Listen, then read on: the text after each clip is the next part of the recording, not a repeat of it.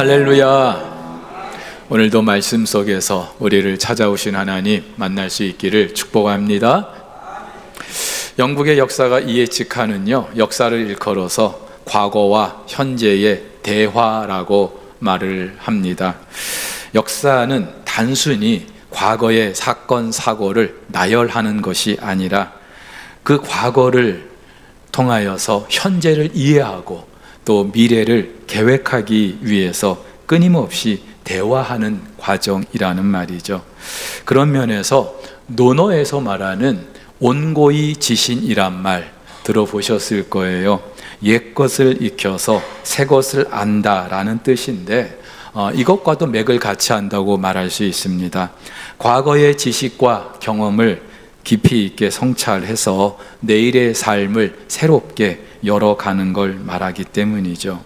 한마디로 과거를 잘 기억하라는 말입니다.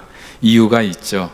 일단은요, 실수를 반복하지 않기 위함입니다. 살면서 실수 없는 사람 아무도 없어요. 근데 가만히 보면 실수한 걸 또 실수합니다. 그래서 실수를 하지 않기 위해서 바둑에서도 복기라는 걸 하지 않습니까? 아울러서 과거를 기억해야 하는 이유, 나라는 사람이 어떤 사람인가를 알기 위함입니다. 지금의 저와 여러분들은 하늘에서 갑자기 뚝 떨어진 존재가 아니죠. 지나간 인생 속에서 우리가 경험한 여러 가지 일들, 관계들, 또 그런 선택 가운데 하나하나 쌓여진 것이 바로 오늘의 저와 여러분이죠. 그래서 회사에서도 취업을 하는 분들에게 이력서를 제출하게 하지 않습니까? 과거를 알기 위해서죠. 근데 여러분, 성경적으로도 과거를 기억해야 하는 이유가 있는데 해 아래 새 것이 없기 때문입니다. 아무리 새 것이라 해도 이전에 나왔던 것을 조금 변형시킨 것에 불과하죠. 그리고 역사는 반복하는 것처럼 생각하기 때문입니다. 당연히 과거를 기억한다는 것, 오늘을 제대로 살 수 있는 방법이 되겠죠. 근데 여러분, 중요한 게 있습니다. 성경은 단순히 기계적인 그 반복을 말하는 게 아니라 분명한 목적과 완성을 향하여 점진하는 그 과정을 말하고 있습니다. 무엇보다 역사의 주관자신 하나님께서 역사를 시작하셨고 지금까지 이루어 오셨고 앞으로 완성하시기 때문인 줄 믿습니다. 여러분, 그렇다면 저와 여러분들이 기억해야만 하는 과거는 무엇이겠습니까? 오늘 본문은 출애굽하고 나서 홍해를 건넌 이스라엘 백성이 하나님께 감사하며 찬양하는 노래입니다. 여러분, 한번 생각해 보시죠. 400년 종살이하던 이스라엘 백성들이 그 애굽을 나왔습니다. 얼마나 대단한 일입니까? 그것도 10가지 재앙을 통하여 나오게 됐어요. 게다가 넘실거리는 그 홍해를 건넙니다. 마른 땅을 지났다고 합니다. 그리고 뒤쫓는 애굽의 군대가 그 홍해에 수장됩니다. 이런 일련의 연속적인 극적인 그런 사건들을 경험한 이스라엘 백성들 얼마나 흥분이 되었겠습니까? 그리고 그 모든 일을 이루신 하나님이 얼마나 대단하다고 위대하다고 생각했을까요? 그래서 오늘 성경에 여호와는 나의 힘이요 노래요 구원이라고 이 백성들이 찬양하고 있지 않습니까? 물론 이들이 출애굽하고 홍해를 건넜어도 아직 가나안 땅은 이르지 못했습니다. 아니, 오늘 이 본문의 시점으로 보면은 광야에 들어서기도 전입니다. 하지만 이들이 출애굽한 사건은 절대로 우연이 아니고요, 단회적인 사건이지만 분명한 목적이 있는 것이었죠. 한마디로 출애굽은 장차 이 백성들의 운명과 그들의 정체를 결정해주는 너무나도 중요한 사건이에요. 그렇다면 오늘 이들이 홍해를 건너고 나서 하나님을 찬양하는 것은 단지 과거에 그들이 경험한 것, 그것만 생각하면서 감사하는 것이 아니라 앞으로 그 하나님께서 이루실 일을 기대하며 소망하는 것이기도 한 거라는 걸 알 수 있어요. 여러분, 우리가 그렇습니다. 저와 여러분도 이미 구원 받았습니다. 그리고 우리도 이미 영적인 가나안을 향한 광야에 들어섰습니다. 그렇다면은 저와 여러분 역시 이 광야라 하여도 우리를 구원하신 그 하나님 찬양해야 하는 줄 믿습니다. 과거에 우리 가운데 행하신 일을 기억해야 하는 줄 믿습니다. 그리고 그 과거의 기억은 단순히 과거에만 머물러 있는 게 아니라 저와 여러분들의 미래를 담보하고 또 미래를 기대하게 하는 것인 줄 믿으시기를 바랍니다. 자, 그래서 반드시 알아야 하는 게 있어요. 저와 여러분들의 구원이 어떻게 주어졌는지, 오늘 이스라엘 백성들이 어떻게 구원을 받았는지 이것을 분명히 알아야 돼요. 여러분, 하나님께서 이스라엘 백성들 어떤 상황에서 구원하십니까?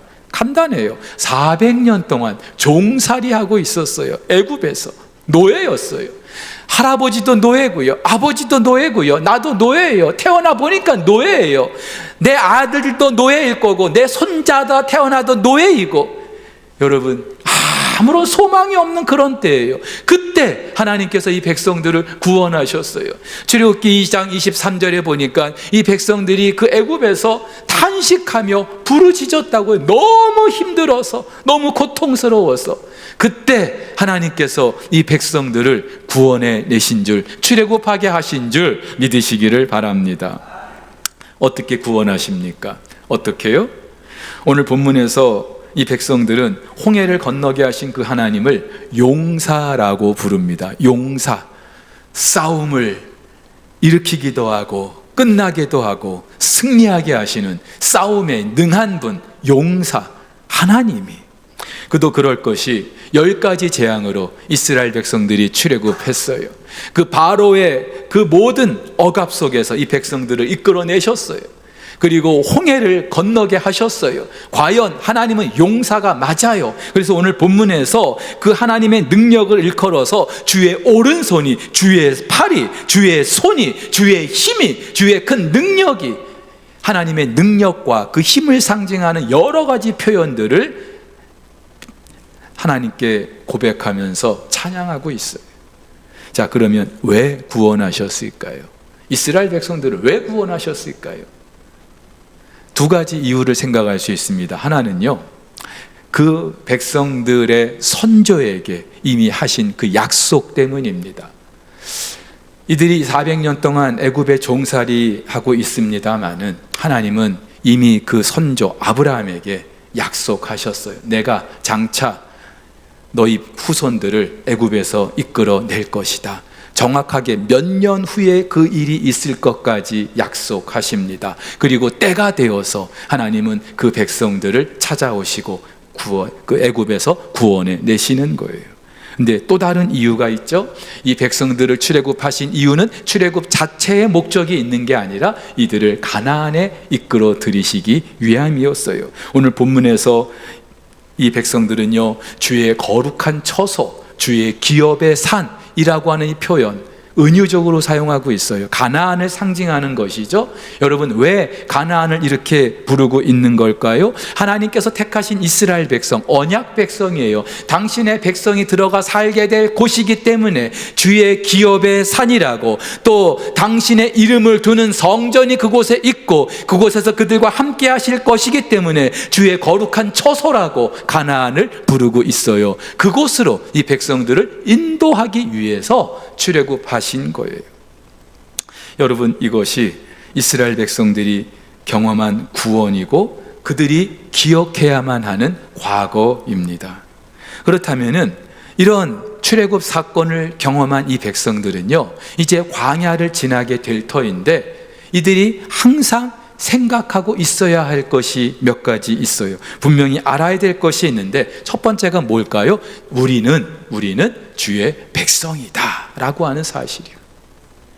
400년 종살이 했어도 하나님께서는 이 백성들을 당신의 뜻대로, 약속대로 이끌어내셨어요. 13절 뭐라고 말합니까? 이 백성들은 주께서 구속하신 백성이라고. 16절에서는 뭐라고 말합니까? 주께서 사신 백성이다. 값을 주고 사셨다 이 말이에요. 값을 주고 사셨다라고 하는 것, 이거를 장차 하나님이 이루실 일을 상징적으로 유월절 그 어린 양을 그 문 임방과 설주에 바르게 하심으로 내가 값주고 너희를 샀다, 내가 너희를 구원했다, 이 백성들에게 알게 하시는 거죠. 한마디로 이 백성들은 하나님의 백성이에요. 자, 광야를 지나면서 이들이 반드시 알아야만 하는 첫 번째 사실, 나는 주의 백성이다. 또 하나, 하나님은 반드시 우리를 당신이 예비하신 곳으로 인도하신다는 거예요.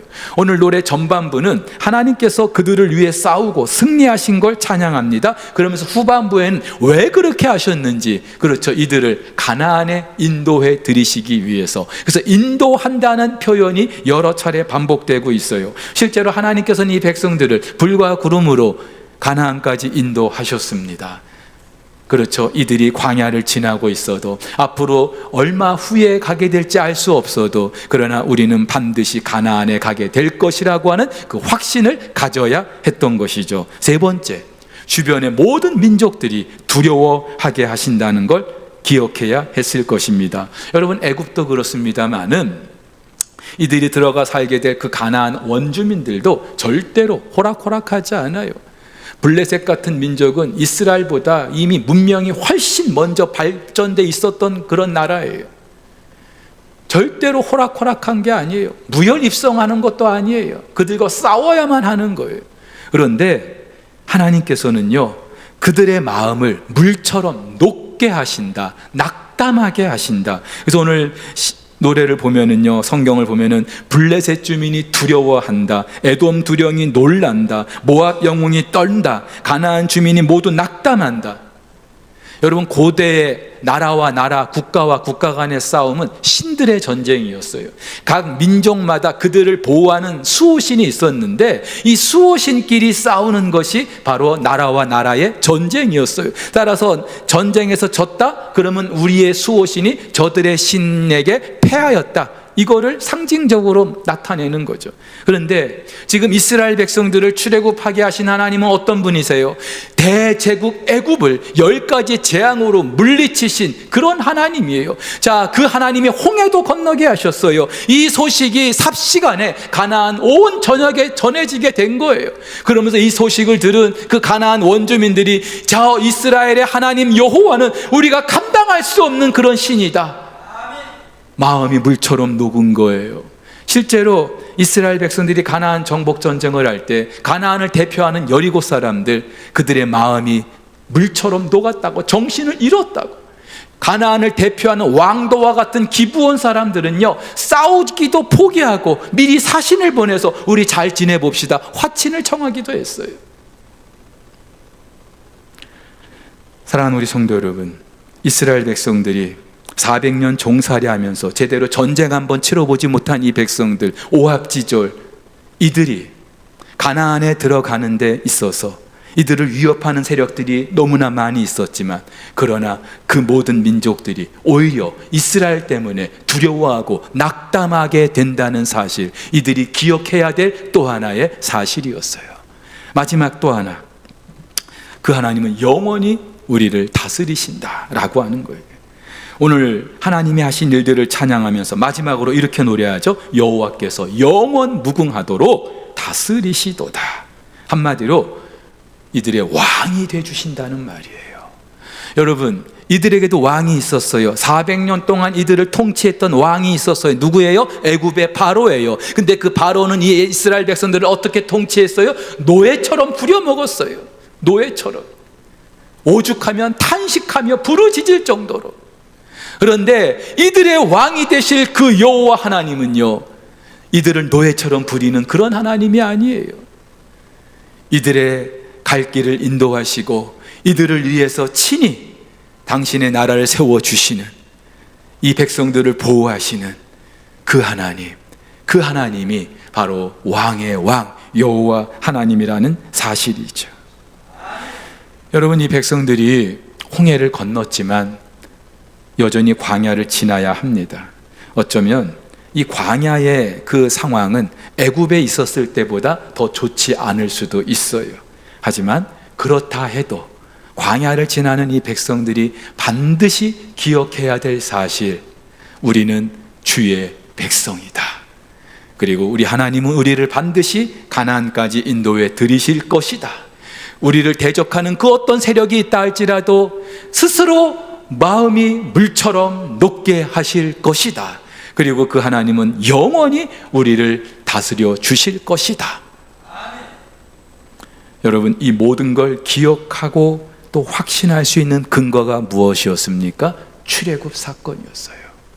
출애굽 사건이 이들로 하여금 광야를 지나면서 이와 같은 사실을 확신하게 해주는 근거였던 것이죠. 여러분, 그런데 하나님께서 이스라엘 백성들을 출애굽하고 가나안에 이끌어 들이신 이 사건은요, 그들만을 위한 게 아니에요. 장차 하나님께서 역사 속에서 전 우주적으로 행하실 하나님의 구원 역사, 그것을 미리 보여주시기 위한 맛보기, 샘플에 불과한 거예요. 이스라엘이 우리는 하나님의 선민이야, 그렇게 자부심이 있었습니다마는 사실은 하나님께서 어떻게 당신의 구원을 이루실 것인지 그들을 콕 집어서 하나님이 샘플로 보여주신 것에 불과한 거예요. 따라서 그 하나님께서는 이스라엘을 출애굽하게 하시고 가나안에 이끌어 들이신 것처럼 역사 속에서 당신의 구원을 시작하셨고 이루어 오고 계시고 앞으로 완성해 주시는 줄 믿으시기를 바랍니다. 다시 말해서 이 하나님의 구원 사건은 저와 여러분을 위한 거예요. 실제로 하나님께서는 죄와 허물로 죽었던 우리, 애굽에서 400년간 노예로 신음하던 그들을 구원해 주신 것처럼 죄와 사망에서 아무런 소망 없었던 우리를 살게 하시고 구원해 주신 줄 믿습니다. 공중의 권세 잡은 자를 따르고 죄의 종로를 타던 우리를 하나님께서 구원해 주셨어요. 어떻게 해요? 하나님이 그 아들 예수 그리스도를 십자가에 죽게 하시고 사흘 만에 다시 살게 하심으로 그 능력으로 우리를 구원해 주신 줄 믿습니다. 여러분, 악한 사탄은요, 죽음이라는 이 무기를 가지고 모든 인간들을 자기 수하에 자기가 지배하게 하였어요. 우리가 제일 두려워하는 게 뭐예요? 죽음이죠. 사망이죠. 병에 걸리면서 뭘 걱정해? 죽을까 봐. 돈이 없어도 뭘 걱정해요? 이러다 죽을까 봐. 죽음은 사탄의 최종 병기였어요. 그런데 하나님께서는 예수 그리스도를 십자가에 죽게 하시고 사흘 만에 다시 살게 하셔서 그 사망의 권세를 깨트려 주신 줄 믿으시기를 바랍니다. 신학자들은 그래서 예수님의 그 십자가 부활 사건을 사탄의 척추가 부러진 날이라고 그렇게 이해합니다. 더 이상 힘을 쓸 수 없는 그런 상태, 사탄의 세력이 완전히 무력하게 된 그 사건, 십자가 사건이에요. 이미 저와 여러분들이 경험한 것인 줄 믿으시기를 바랍니다. 출애굽 사건이 애굽의 그 모든 신들을 정복하신 그 하나님을 우리에게 말해주듯이 십자가 사건은요, 사탄의 세력을 멸하신 예수 그리스도 하나님의 그 능력, 용사이신 그 하나님의 능력을 저와 여러분들에게 말하고 있는 줄 믿으시기를 바랍니다. 자, 그러면 하나님이 우리를 왜 구원하셨을까요? 도대체 그 이유가 뭘까요? 뭐가 예뻐서, 뭐가 이뻐서 우리를 구원하셨을까요? 이유는 없어요. 근데 한 가지 중요한 게 있어요. 우리를 구원하시고 하나님이 좋으셨어요. 그 기쁘신 뜻대로 우리를 예정하셨다고, 우리를 구원하셨다고요. 우리를 자녀 삼으시고 하나님은 그 기쁨을 이기지 못하신다고요. 우리 교회 안에 아기들이 속속 태어나고 있어요. 그 아기들이 태어날 때 그 부모들 얼마나 기뻐요. 이 아이가 내 아이라고 기쁨을 주체할 수 없는, 그것보다 더한 기쁨이 우리 하나님께 있는 줄 믿으시기를 바랍니다. 그리고 더 중요한 게 있어요. 애 낳고 더 이상 그 부모 역할 못하는 부모들도 있어요. 그러나 우리 하나님은요, 우리를 당신의 자녀 삼으시고 백성 삼으시고 영원히 우리를 다스려 주시는 줄, 우리를 보호해 주시는 줄 믿으시기를 바랍니다. 우리의 왕이 되시는 분이 우리 하나님이신 줄 믿으시기를 바랍니다. 여러분, 그래서 저는요, 핸델의 그 할렐루야, 오라트리오 그 할렐루야, 그걸 부를 때마다, 그걸 들을 때마다 온몸에 전율이 일어요. 전율이 일어요. 제가 그래서 그 할렐루야에게 별명을 하나 붙였는데 신들린 노래다. 진짜요. 제가 그 찬양 부를 때마다, 들을 때마다 전율이 일어요. 특별히 마지막 후렴 부분, 왕의 왕 또 주의 주, 왕의 왕 또 주의 주, 또 그가 길이 다스리시리 영원히. 할렐루야. 하나님은 우리의 왕이 되시오. 영원히 저와 여러분들을 다스려 주시는 줄 믿습니다. 여러분, 이 은혜는요, 예수 그리스도로 말미암아 구원받은 저와 여러분들이 누리게 된 은혜예요. 자, 이 은혜를 누린 저와 여러분, 어떻게 찬양하지 않을 수 있겠습니까? 어떻게요? 돌들도 노래하는 마당에 이 놀라운 구원을 받은 저와 여러분들이 어떻게 찬양하지 않을 수 있겠어요? 날 위하여 십자가에 중한 고통 받으사 대신 죽은 주 예수의, 저 독창하는 거 아니에요? 사랑하신 은혜여 보배로운 피를 흘려 영영 죽을 죄에서 구속함을 받은 우리 어찌 찬양 안 할까? 할렐루야. 우리를 향한 하나님의 그 구원을 생각하면은요, 찬양하지 않을 수가 없어요. 근데요, 우리의 이 찬양은요, 단지 과거에 우리를 구원해 주신 거기에만 머물러 있는 게 아니에요. 그 하나님께서 앞으로 우리를 어떻게 인도하실 것인지, 우리를 위해서 앞으로 무엇을 이루어 줄 것인지, 그걸 기대하기 때문에, 그걸 우리가 확신하기 때문에, 그래서 또 찬양하지 않을 수 없는 거예요. 이 세상에 모진 풍파 쉬지 않고 불어도 주님 안에 보호받는 우리 마음 편하다. 늘 깨어서 기도하고 저 천국을 바라며 주님만을 기다리니 어찌 찬양 안 할까? 할렐루야.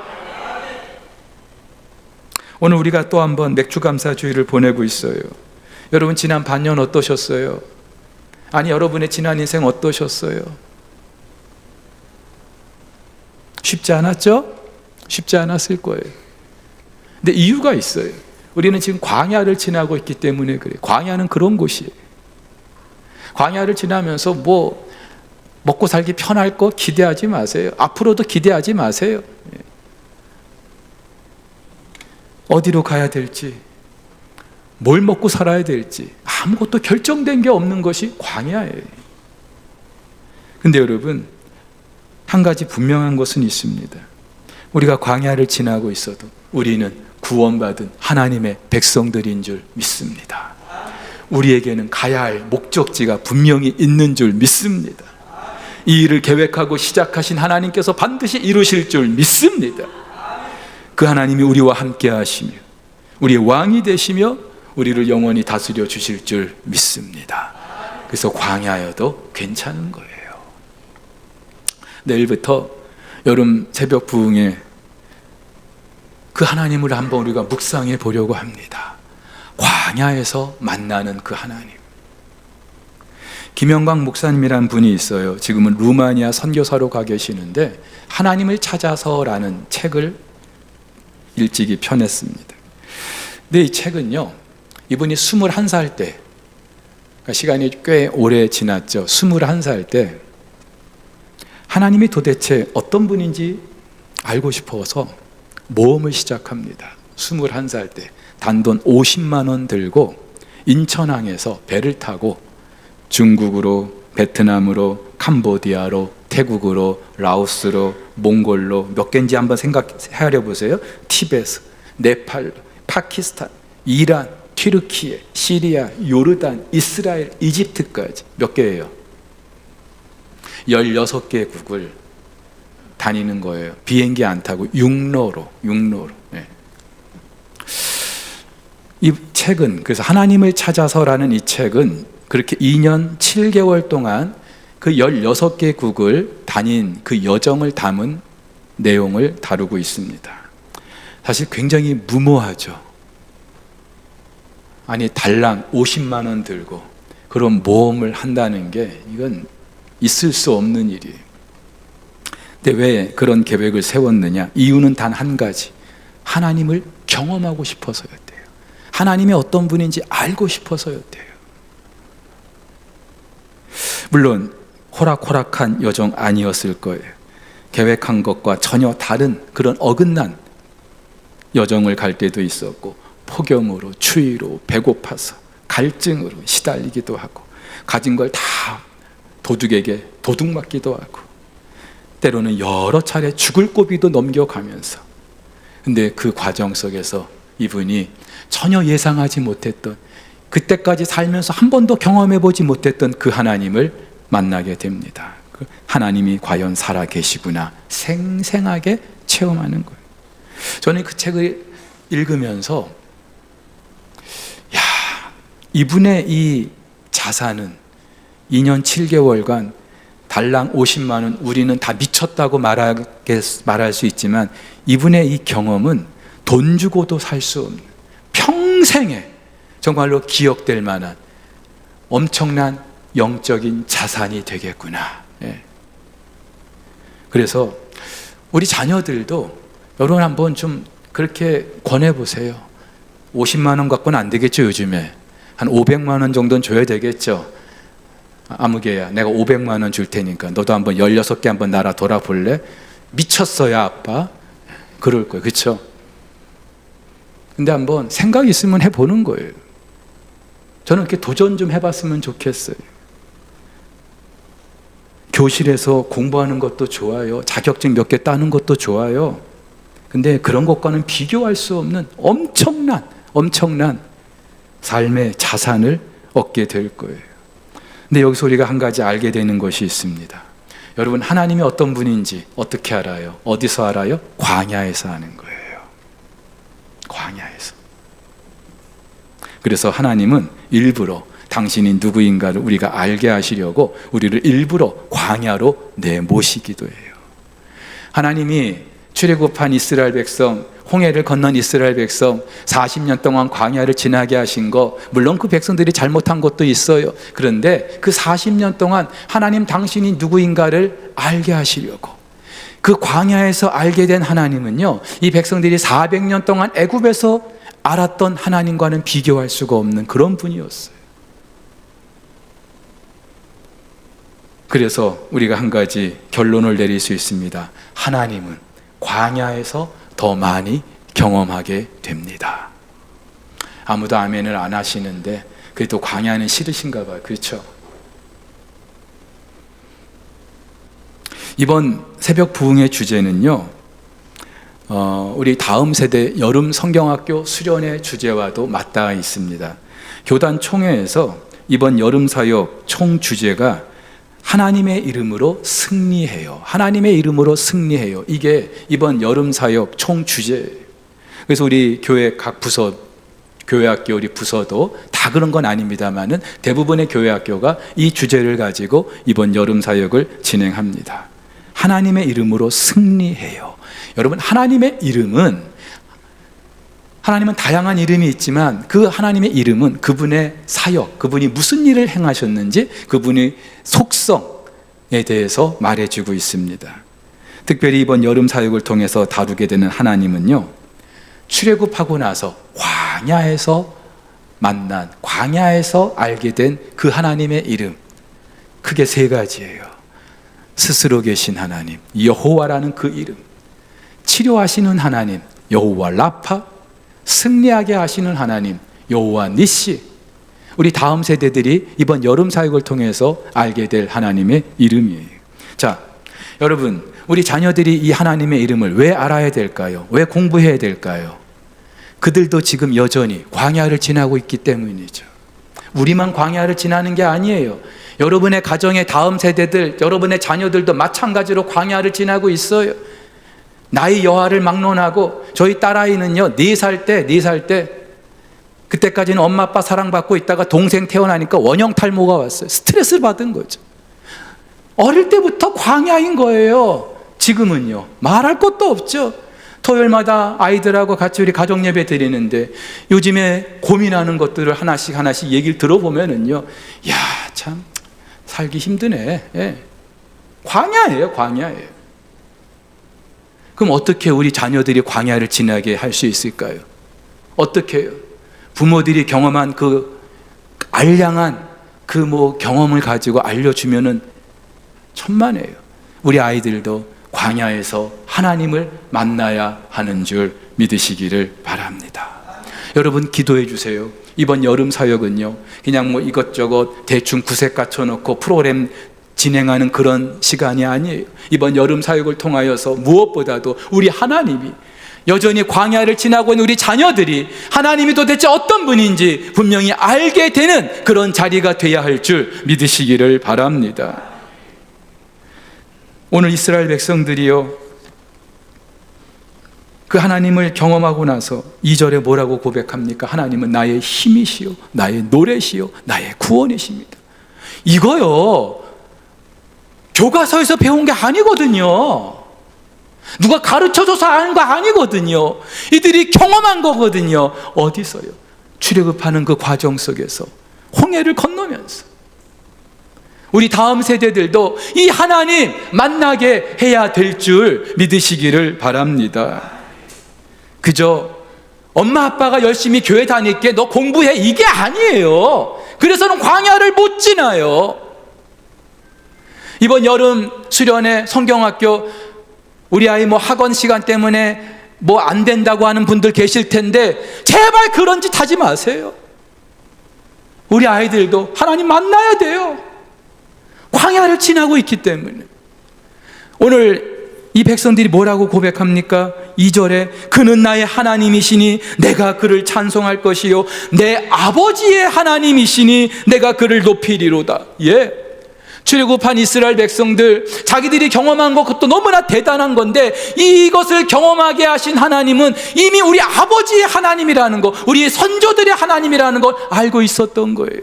그 하나님은 그네들의 삶 속에서, 역사 속에서 여전히 간섭하시며 함께 하시며 하나님 당신이 어떤 분인지 알게 하셨던 거죠. 그 하나님을 자기들이 직접 경험하게 된 거예요. 사랑하는 우리 성도 여러분, 그렇다면 오늘 우리가 또 한 번 맥추절을 지나면서 두 가지 고백을 좀 해야 될 줄 믿습니다. 하나는 감사하는 거예요. 예, 말할 것도 없어요. 감사해요.